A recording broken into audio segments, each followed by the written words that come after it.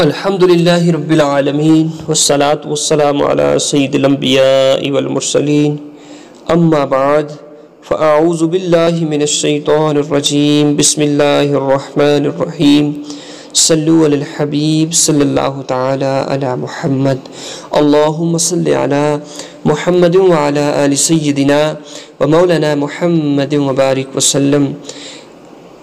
امید کرتا ہوں کہ تمام دوست احباب خیریت کے ساتھ ہوں گے اور دعا ہے کہ اللہ سب پہ اپنا خاص فضل و کرم نازل فرمائے۔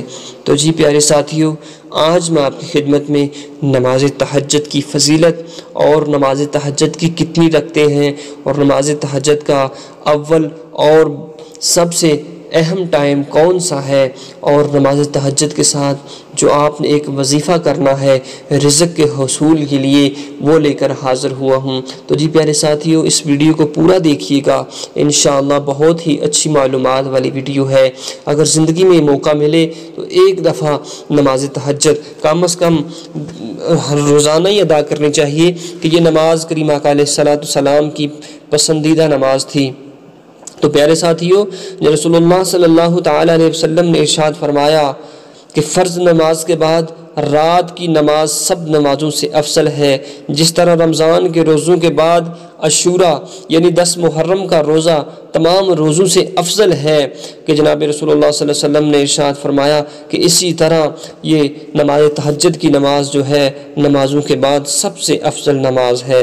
رسول اللہ صلی اللہ علیہ وسلم نے ارشاد مبارک فرمایا، قیامت میں تمام لوگ ایک ساتھ اٹھائے جائیں گے، پھر ایک پکارنے والا پکارے گا، کہاں ہیں وہ لوگ، کہاں ہیں وہ لوگ جو رات کو عبادت کرنے کی وجہ سے اپنے بستروں کو خالی چھوڑ دیا کرتے تھے۔ یہ آواز سن کر تہجد گزار لوگ جو ہیں تہجد گزار بندے جمع ہو جائیں گے اور ان کو بلا حساب جنت میں داخل کر دیا جائے گا۔ سبحان اللہ، کہ جس شخص کو بغیر حساب کتاب کے جنت میں داخل کر دیا جائے گا وہ کتنے خوش نصیب اور کامیاب شخص ہوں گے۔ تو پیارے ساتھیوں، اس نماز پر تقریباً 6 سے 7 منٹ کا ٹائم لگتا ہے، اس کی کم از کم 4 رکھتے ہیں، اور آپ نے اس کو فجر شروع ہونے سے پہلے فجر کی اذان سے پہلے آپ اس کو ادا کر سکتے ہیں۔ سب سے افضل ٹائم یہی ہے کہ آپ کم از کم فجر کی اذانوں سے پہلے اس کو ادا کر لیں۔ ویسے نماز عشاء کے بعد بھی آپ اس کو ادا کر سکتے ہیں، لیکن اس کا سب سے بہتر اور زیادہ ثواب یہ ہے کہ آپ تھوڑا سا سو کر اس کو ادا کریں، پھر آپ کو زیادہ ثواب ملے گا۔ کم از کم اس کی 4 رکعتیں آپ نے ادا کرنی ہے۔ تو جی دوستو، یہ نماز ادا کر لینے کے بعد آپ نے کم از کم اللہ اکبر اللہ اکبر اس کو 1000 مرتبہ پڑھ لینا ہے۔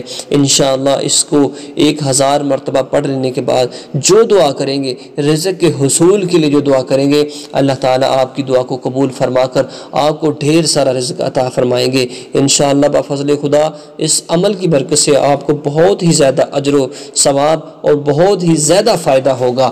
آپ نے ضرور کرنا ہے۔ اللہ سے دعا ہے کہ ہماری تمام مشکلاتوں کو آسان فرمائے۔